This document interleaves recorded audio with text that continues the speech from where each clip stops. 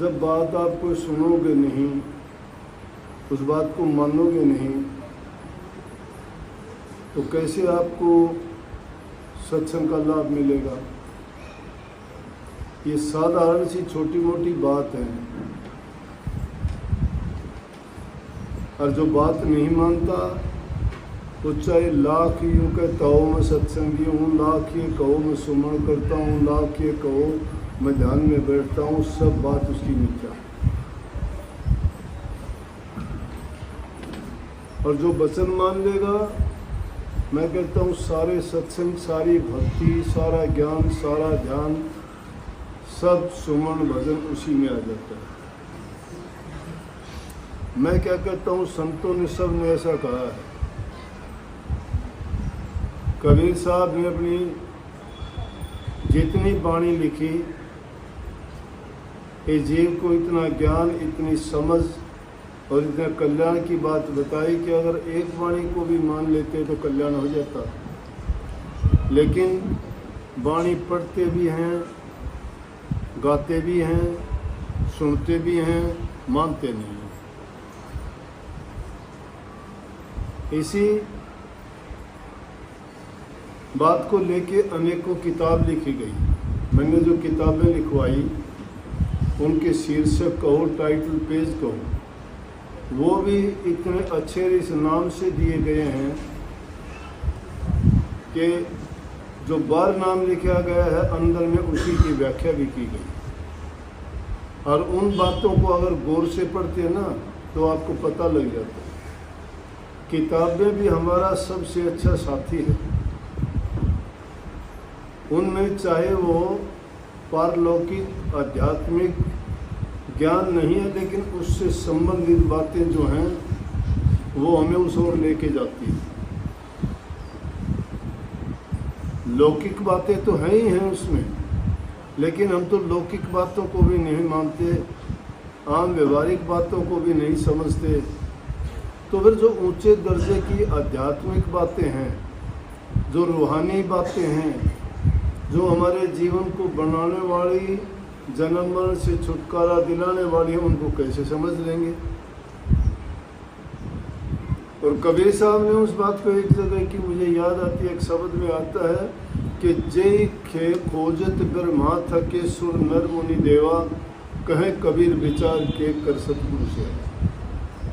कि जिसको खोजने के लिए सुर नर मुनि देव, कहने का मतलब ब्रह्मा विष्णु महेश, सभी देवता लोग भी जिसको खोजते खोजते हार गए।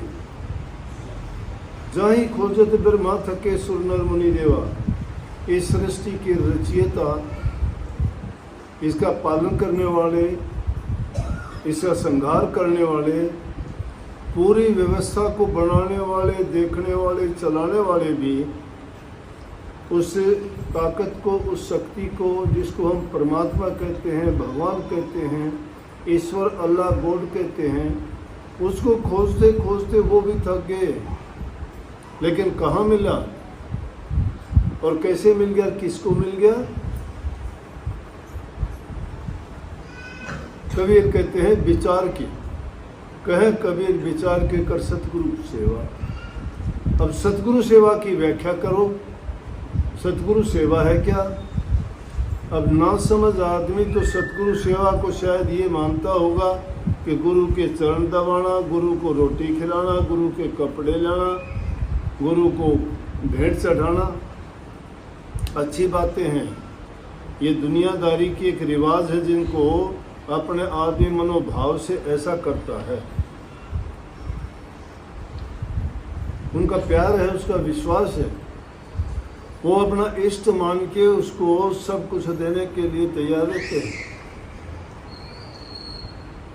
लेकिन मैं कहता हूँ ये सतगुरु सेवा नहीं है। सतगुरु सेवा है गुरु के वचन की पालना करना। जिसने गुरु के वचन को नहीं माना तो समझो कि वो भटक गया अपने रास्ते से। हजारों वर्ष तक नाम की कमाई करने वाला अगर गुरु के वचन को या गुरु की अवज्ञा कर दी या गुरु के वचन को उसने टाल दिया तो समझो करे कराए को मलिया मेट कर दिया, सब खत्म है। शास्त्रों में खोज लेना, मेरी बात शास्त्र के विरुद्ध नहीं मिलेगी। उन पुस्तकों में जो ज्ञान दिया गया, लिखा गया, अपने जैमल सिंह जी हिसार से वकील हैं, उन्होंने सभी किताबों के नाम एक कविता सी के रूप में लिखने का प्रयास किया। और उनको अगर गौर करोगे तो बातों में इतना ज्ञान है, उन बातों को समझने से ही हमें बहुत कुछ ऐसी सामग्री मिल जाती है जिससे हमारा जीवन सुधार और भक्ति करने में बड़ी मदद मिलती है। परंतु गौर नहीं करते हम। गौर तो जब करें ना, कागज लेखी पर क्या गौर करेंगे, जिंदा तुम्हारे सामने कहता है उसकी गौर नहीं करते,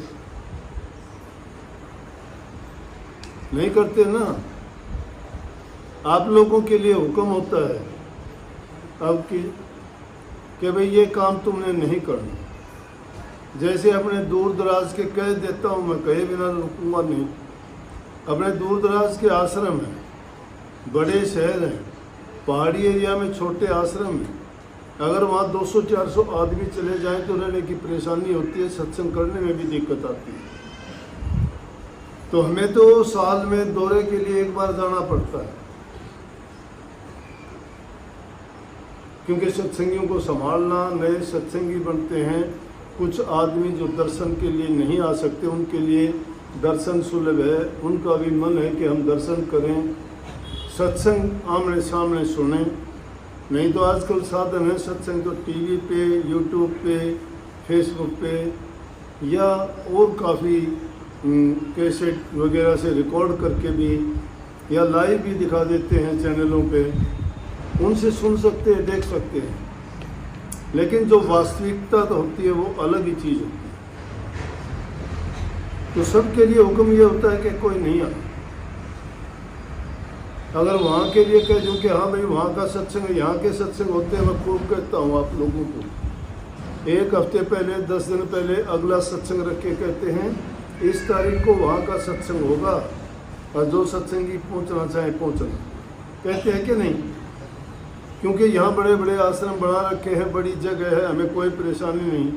कितनी गाड़ी जाओ, कितने लोग जाओ, बच्चे जाओ, बूढ़े जाओ, जवान जाओ, सत्संग का खूब आनंद लाभ उठाओ। लेकिन उस छोटी जगह के लिए किसी को इजाज़त नहीं, समझदार हो जाते भी नहीं, उनको पता है क्यों हुक्म और आज्ञा को मानते। कुछ आदमी ऐसे थे जिन्होंने और सत्संगियों का विनाश किया, चौधरी बन गए, 5-7 ने लेके पहुंचे मेरे पास में चोर की तरह से। उन्होंने गुरु का वचन मान लिया, क्या फायदा कर रहे उन्होंने? मेरे सामने भी नहीं आए, चोरी से गए, चोरी से वापस भाग गए। चोर बने, झूठे बने, गुरु के दिल से उतरे। गुरु की अवज्ञा करी कि नहीं करी? अरे गुरु की अवज्ञा तो बुल्ले शाह ने की थी, गुरु ने मुंह फेर लिया। बुल्ले शाह नाम की कमाई करने वाले बड़े अच्छे करनी के धनी थे, करनी की उन्होंने बहुत। शाह इनायत उनके गुरु थे। मुसलमानी फकीरों की बात है ये। और उन्होंने वो भक्ति की, भक्ति करके उन्होंने नाम की कमाई की तो सारी शक्तियां आ गई। शक्तियों का आ जाना, सिद्धियां, जो कहते, जो सोचते, जो बोलते वही हो जाता। तो अव्वल तो इन आदमी को इनसे अभिमान हो जाता है, लेकिन संतों ने ऐसी सिद्धि शक्तियों की ओर गौर करने के लिए नहीं फरमाया, परंतु उनकी जो ये अलग एक प्रकार का जीवन था। संत मत से थोड़ा हटके था, क्योंकि तप करने वालों का अलग होता है, ध्यान करने वालों का अलग होता है। संत मत की शिक्षा कुछ अलग होती है। संत कहते हैं रिद्धि सिद्धि ये चीज़ें दिखावा करने की नहीं है, ये तो बाजीगर के खेल हैं। ये तो हर कोई कुछ दिन में कर सकता है, कोई तंत्र विद्या करता है, कोई मंत्र विद्या करता है, कोई कुछ दिखा देता है। ये तो बाजीगर भी एक झोड़ी में से तुम्हें कितना इल्यूजन दिखा देगा, भ्रम है वो, उनमें मुक्ति नहीं है, कल्याण नहीं है जीव का। लेकिन वो शक्तियाँ बुल्ले शाह में आ गई, जहाँ कहीं जाता वाणी सुनाता, सत्संगियों को मंत्र मुग्ध कर देता, खुश हो जाते। गुरु ने ड्यूटी लगा दी, गांव गांव में जाता था। गुरु का बड़ा चहेता था, गुरु से प्यार भी बहुत ज़्यादा था। एक पल के लिए बिछड़ना नहीं चाहता था इनायत शाह से। भैंसे चराते थे, जंगलों में जाते थे, गुरु जो कहता वही काम करता था।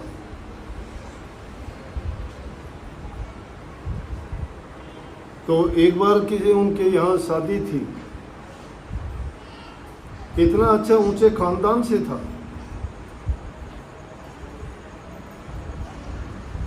धनी परिवारों से संबंध रखता था बुल्ले शाह। लोगों ने इतना कहा कि तूने नीच जाति से जो गुरु है इनायत शाह, उसको गुरु बना लिया, तुम ऊंची जाति का है, तुझे शर्म नहीं आई, जाति से बाहर गिर दिया। बोला जाति से क्या, मुझे दुनिया से बाहर डाल दोगे तो भी मैं गुरु से नहीं बिछड़ सकता। लेकिन कोई शादी थी उसके परिवार में, बुल्ले शाह वहाँ चला गया और शाह इनायत से कह के गया, जी आप कृपा करके आप भी वहाँ दर्शन देना। बोले अच्छा भाई जरूर। ने बोला नहीं जी, बड़ी मेहनत की कि आपको आना ही पड़ेगा। बोला ठीक है आऊँगा। शादी वाले दिन इनायत शाह तो नहीं पहुँच पाए, उन्होंने अपना एक नुमाइंदा भेज दिया, किसी सेवक की ड्यूटी लगा दी कि आप बुल्ले शाह के यहाँ जाओ, शादी के दिन मैंने कही थी, और बुल्ले शाह को कह देना गुरु ने मुझे भेजा है। सेवक गया, जाके और किसी को जानता नहीं था, बुल्ले शाह को पूछ के उससे मिला और कहने लगा जी मैं गुरु जी ने भेजा हूँ। अब गुरु तो जाता तो कदर करता, अब उसने उसकी क्यों कदर करनी थी कि गुरु नहीं है ये तो गुरु ने यूँ ही भेज दिया, आम सेवक है। उसकी पूछ ही नहीं कि तू कौन है। खाने वगैरह के लिए नहीं पूछी, एक दिन रुके बेचारा, ना पानी ना रोटी कुछ नहीं। वापसी में आ गया, गुरु को रिपोर्ट दी। वो तो जानी जानते, संत सब जानते हैं, और जो ये जानते हैं कि संत नहीं जानता, वो उन लोगों की मूर्खता है। जो ये सोचते हैं कि गुरु सब कुछ जानता है, उनके लिए सब कुछ जानते हैं। अगर सोचता है कि गुरु कुछ नहीं जानता तो वो कुछ नहीं जानते हैं। जो खुद कुछ नहीं जानता है वो गुरु को ऐसा मानता है। उसने जब जाके कही, इनायत शाह ने वो बात सुनी, और सुनने के बाद में क्या कहा, आने दे उसको, बुल्ले शाह यहाँ नहीं गाएगा। बुल्ले शाह के लिए हुक्म नहीं है कि वो घर के अंदर आ जाए, सब सेवक उसके पीछे थे। बोला जब पता लगे वो आ गया तो दरवाज़ा बंद कर देना, मैं उसकी शक्ल तक नहीं देखना चाहता। बुल्ले शाह शादी के बाद जब आया और घोड़े की पैरों की आवाज़ सुनी, बंद कर दिया। दूसरे दरवाजे से ही बाहर जाना शुरू कर दिया। बुल्ले शाह वहीं गेट के पास बैठ गया। बोले अरे एक बार दरवाज़ा तो खोल दो, अंदर तो आने दो, मेरे से क्या कसूर हो गया, क्या गलती होगी। बोला तेरे लिए गुरु का ये हुक्म है, तेरी कोई शक्ल भी नहीं देखेगा और तू चला जाए यहाँ से। गुरु की अवज्ञा की थी, इतनी अवज्ञा की थी कि गुरु ने एक सेवक भेजा, उस सेवक को उसने तवज्जो नहीं दी, कोई ध्यान नहीं दिया, कोई ख्याल नहीं किया उसका। जब गुरु ने भेजा था तो इसका मतलब गुरु स्वयं गया था। गुरु उसको परखना और देखना चाहता था कि गुरु को कितना मानता है, क्या कदर है गुरु की उसकी नज़र में। बस, और उससे कह दिया कि जाओ, तेरी जो शाही थी हम ले चले, अब तू बुल्ला बुल्ला रह गया है। सारी सिद्धि शक्ति उसी दिन से खत्म होगी उसकी। जिन जिन सेवकों ने गुरु की अवज्ञा की, गुरु के ठुकराए हुए को परमात्मा भी माफ नहीं करता। कितने ऐसे शिष्य, मेरे पास अनेकों ऐसे उदाहरण हैं, यहाँ बात लंबी चौड़ी नहीं बताऊंगा। एक ही बात में समझो कि कितने ऐसे शिष्य हुए जिनको गुरु की अवज्ञा की या गुरु का निरादर किया, उनकी वो हालत हुई कि वो मुंह दिखाने लायक नहीं रहे। जिन्होंने गुरु के साथ दुश्मनी की वो किसी लायक भी नहीं बचे। सब सत्संगी उससे नफरत करने लगे। और जो संत की नजर से गिर जाता है वो तो किसी लायक रहता ही नहीं है। जिस इंसान के दिल में चतुराई, छल, कपट, बेईमानियां ये बस्ती हो, किस बात का भगत है? बोलो क्या है भक्ति? भक्ति इन चीजों को कहते हैं क्या? अरे पहले तुम एक अच्छे इंसान नहीं बन पाए, तुम सत्संगी कहां से बन जाओ? कहते कहते जिंदगी बीत गई, सुधार की बातें बताते बताते जबान थक गई, लेकिन ना मानने वाले, जिनका कर्म खोटा है, जिनका नसीब बुरा है, जो अपने कर्म को सुधारना बनाना नहीं चाहते, उनको कौन समझा देगा? जो गुरु के दर पे आके भी जो जीव अपना सुधार और कल्याण नहीं खोज कर पाया, वो कहाँ सुधरेगा? दुनियादारी में कोई ऐसी जगह, ऐसा शिक्षालय, ऐसा विद्यालय या ऐसा कोई भी तारणहार और समझावनहार नहीं है जो गुरु के दरबार में तुम्हारी सुधार हो सकता है। सोना सुनार के पास, लोहा लोहार के पास, लकड़ी खाती के पास, मिट्टी कुम्हार के पास जाके कीमत तो पाती है, लेकिन कीमत पाने से पहले उसकी घड़त होती है। और जो अपनी घड़त करवा लेता है वो कीमत पा जाता है। और जो चिल्लाता चीखता है, इस लकड़ी को काटते वक्त अगर ये चिल्लाती कहती कि मुझे आरी से ना काट, मेरे पर कुल्हाड़ा ना चला, मेरे पर रंदा ना लगा, क्या बनता इसका? ये बांगी टेढ़ी जंगल में खड़ी रहने वाली लकड़ी थी, कोई नहीं पूछता। इसी पर लकड़ी की अगर मूर्ति बनती है, दुनिया मत्था रगड़ती है। एक चंदन की लकड़ी को घिस के तुम माथे पर तिलक चढ़ाते हो, महापुरुषों के मत्थे पर बैठ जाती है वही लकड़ी। कदर कब पाता है इंसान? जब आज्ञा का पालन करता है। जिस इंसान के दिल में खोट भरे पड़े, क्यों सत्संगी किस बात का है? चतुराई काम नहीं आएगी कोई भी, लाख करके देख लेना, वो चतुराई तुम्हें लेके डूब जाएगी,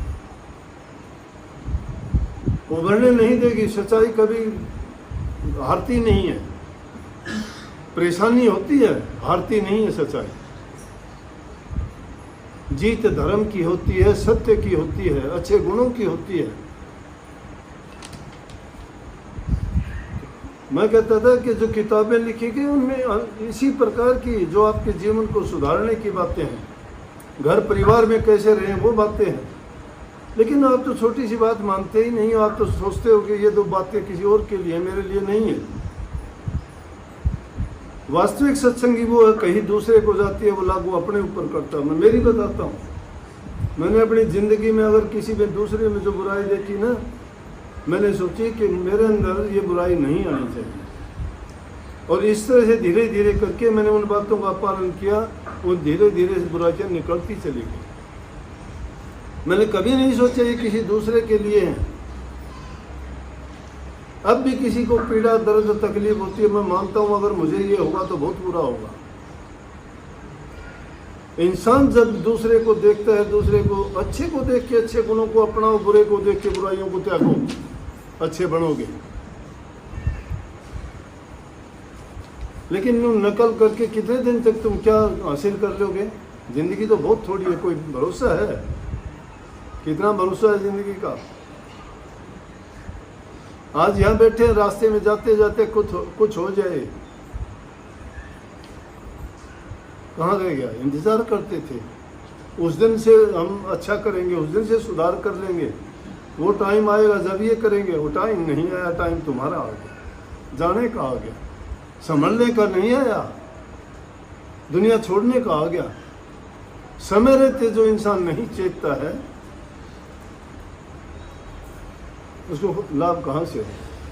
तो उन सारी किताबों की या तहरीर में अभी वो लड़की आई, उनकी पोती, उन्होंने ये कागज़ मुझे दिया तो मैं देख के मुझे भी बड़ा अच्छा लगा कि जो किताबें लिखी गई है उनका सार उनकी बात में ही छिपा हुआ है।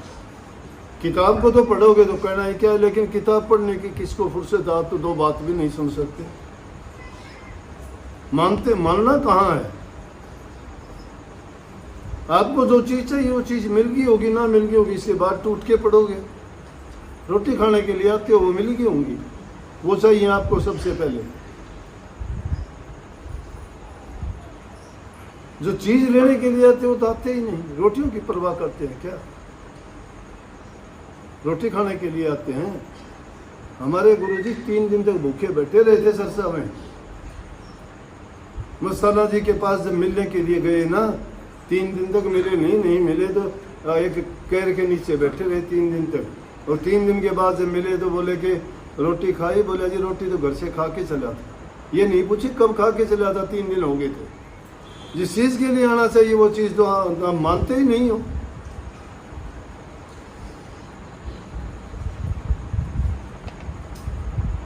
सत्संग में आदमी सीखता है। तो इसमें लिखा हुआ जो किताबों के नाम हैं, वो नाम भी सुनोगे हैरान हो जाओगे। तो उन्होंने लिखा है कि पुस्तकें लिखी, उन पुस्तकों को गद्य रूप में क्रमबद्ध करने की चेष्टा की गई है। हर लाइन में 1 या 2 किताब के नाम आएंगे, हर 2 में 4 किताब के करीब आ जाएंगे। सतगुरु के वचन को पकड़ो, सत्संग सुनो बारंबार, रूहानी पुस्तकों का पाठ करो। सतगुरु के वचन है तत्सार, तत्सार वास्तविक के सार से भरे हुए हैं, उनको सुनो गौर से। पहले में कहते सतगुरु कहे पहले ये करो, और सतगुरु प्रेम से विषयन जार, जागन की वेला है साधो अपना करो सुधार। पहली किताब का नाम आ गया जागने की वेला। जागने का मतलब क्या है? समझना, चेतना। अब तक सोए पड़े हैं, जीवन सुधार की ओर नहीं चले हैं, भक्ति की ओर नहीं चले हैं, जो दुनियादारी की चीजों में फंसे हुए हैं, सोए पड़े हैं। जागने का मतलब है आदमी वो भक्ति की तरफ लग गया, वो जाग गया, दुनिया के विषय विकारों में पड़ा, वो सोया पड़ा। रेख पर मेघ मारते सतगुरु पल में कर दे वार से पार। दूसरा पुस्तक का इनाम है रेख पर मेघ। रेख हम किसको मानते हैं? कहते हैं कि हमारे कर्म की रेख लिखी हुई है, कर्म हमने लिखा है। सतगुरु रेख पर मेघ कैसे मार देगा? उसको सुधारने के लिए जो गलतियां की हैं या कर्म का कर्ज है, उसको उतारने के लिए आपको नाम भक्ति का तरीका बता के आपके कर्म को काट देते हैं। रेख पर मेघ मार दी, वहीं रुकी। ये रेख पर मेघ का सार है, इस पर पूरी पुस्तक लिखी गई है। को काहू का ना यहाँ कब तक मरते रहोगे, ये 2 किताब आ गई। को काहू का है नहीं पहली ये चीज। ये भी पुस्तक का नाम है कि दुनिया में कोई किसी का नहीं है। इसका मतलब ये है कोई किसी का क्यों नहीं है? दुनिया में तो रहते हो तो सब है, कोई बाप है, कोई बेटा है, कोई भाई है, कोई जमाई है, कोई बहन है, कोई बेटी है। लेकिन दुनिया में दुनियादारी के लिए है, भक्ति के रास्ते में तुम्हारा कोई साथी नहीं है, तुम्हारा कर्म का कोई साथी नहीं है। कर्म तुम करोगे, कर्म तुम ही भोगोगे। अच्छा करोगे अच्छा मिलेगा, बुरा करोगे बुरा मिलेगा। और अगर ये कही है कि कब तक मरते रहोगे, कब तक मरते रहोगे का मतलब है, ये भी अलग किताब का नाम है कि 84 लाख योनि का जीवन है ये। एक से मरे दूसरी में जाओगे, कर्म के अनुसार योनि पाओगे। बदलते रहोगे एक से दूसरी, दूसरी से तीसरी, 84 लाख योनि का चक्कर काटते काटते मुश्किल से इंसान का शरीर मिलता है, और वो आपको मिला हुआ है। इसलिए समझ है इसमें कि आप वो मरते मरते थके नहीं हो। कब तक मरते रहोगे? आगे और भी किस किस योनि में जाओगे?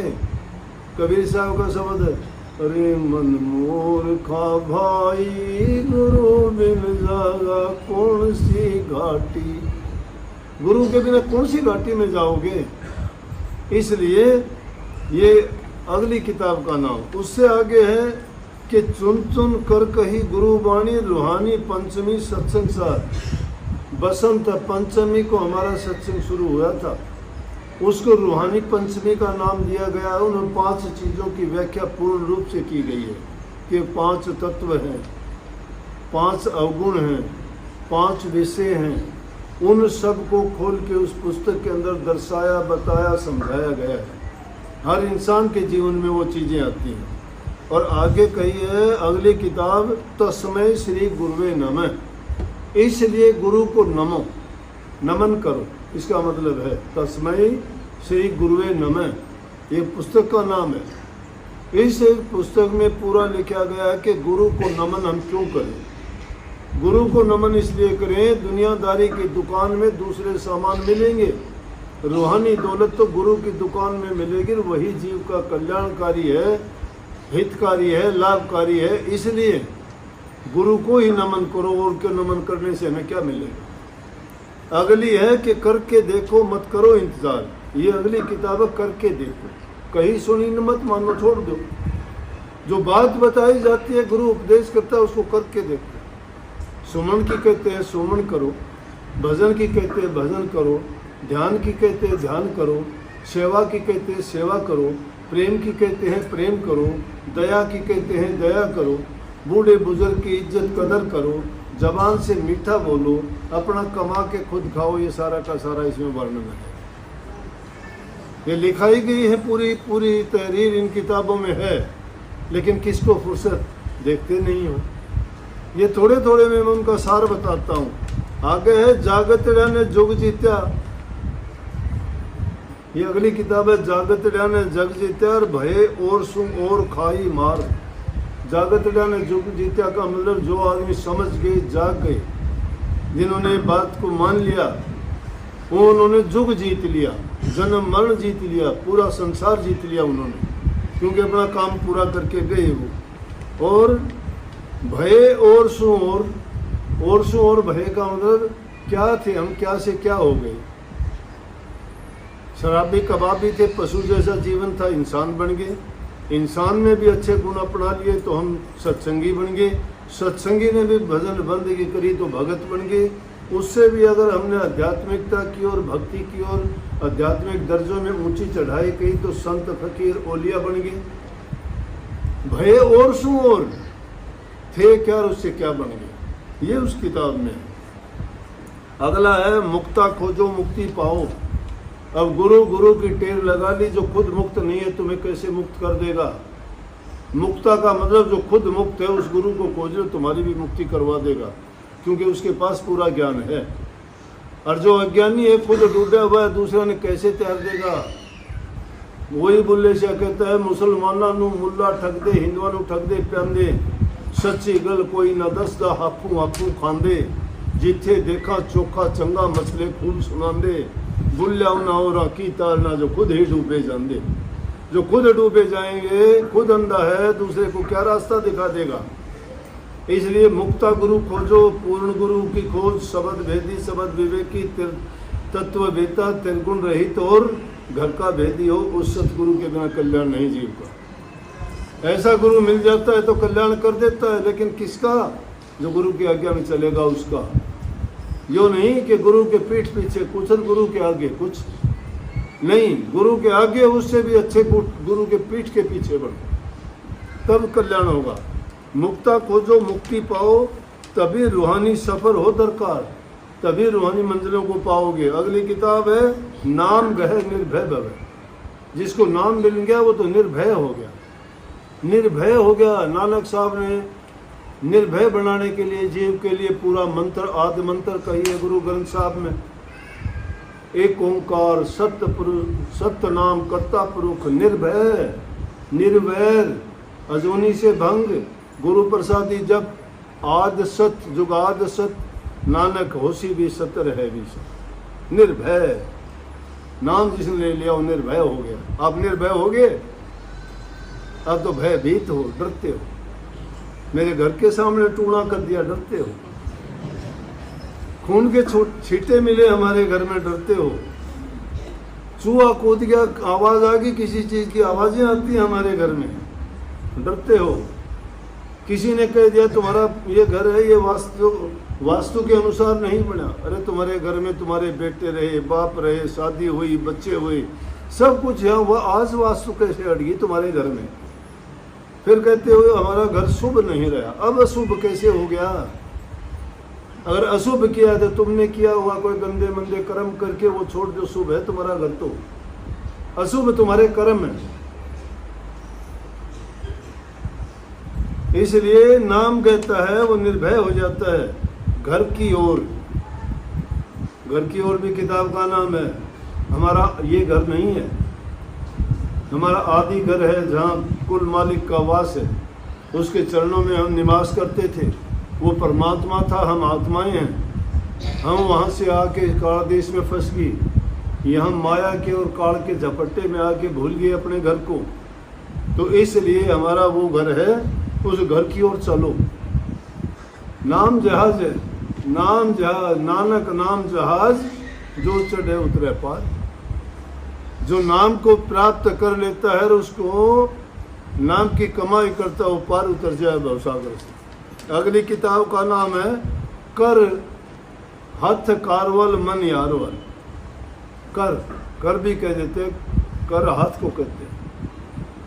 हथ कारवल मन यारवल, हाथों से काम करो, मन से प्रभु की भक्ति करो। भक्ति के लिए कोई अलग काम नहीं छोड़ना पड़ता, घर नहीं छोड़ना पड़ता, कोई उसमें नई बात नहीं है। सब कुछ करो ईमानदारी से, सच्चाई से, प्यार से, दया से, सब कुछ करो। अपने हाथों से कमा के खाओ, अपना मांग के ना खाओ, भीख मंगे ना बनो, चोर ना बनो, ठग ना बनो।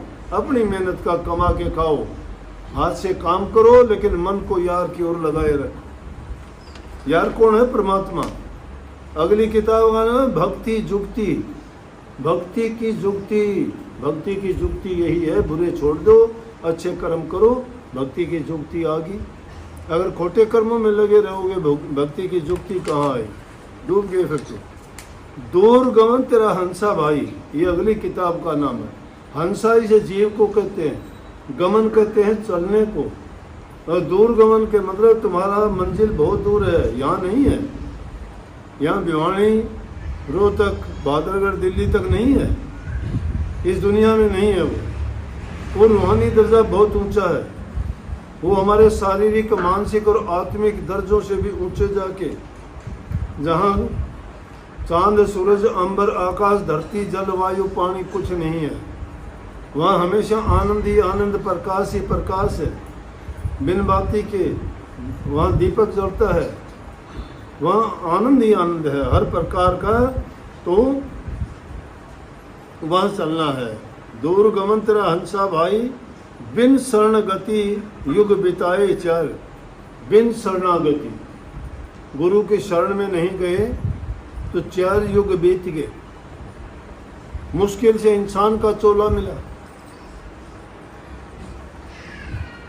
पंथ दुहेला फल सुहेला। पंथ दुहेला कठिन बहुत है, आसान नाम, ये किताब का ही नाम है। ये आसान काम नहीं है, बड़ा कठिन है। पंथ दुहेला है, बड़े कष्ट आएंगे, घर वाले परेशान कर देंगे, लोग पता नहीं क्या क्या कहना शुरू कर देंगे, बुराई कर देंगे, ऐसी ऐसी बात उठा के लेके आएंगे कि बस बर्दाश्त नहीं होंगी। क्यों? वो रास्ते से भटकाना चाहते हैं। लेकिन जो डट जाता है तो उसके लिए फल बड़ा मीठा है उसका भक्ति।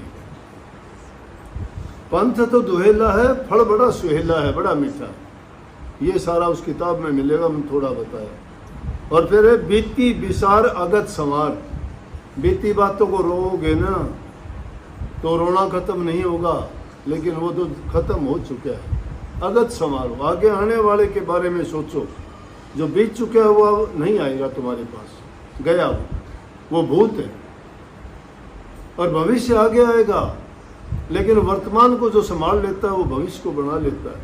वर्तमान काल में अच्छा करोगे, परिणाम अच्छा भविष्य बन के मिलेगा। अगली है सतगुरु भेटे सब दुख मिटे।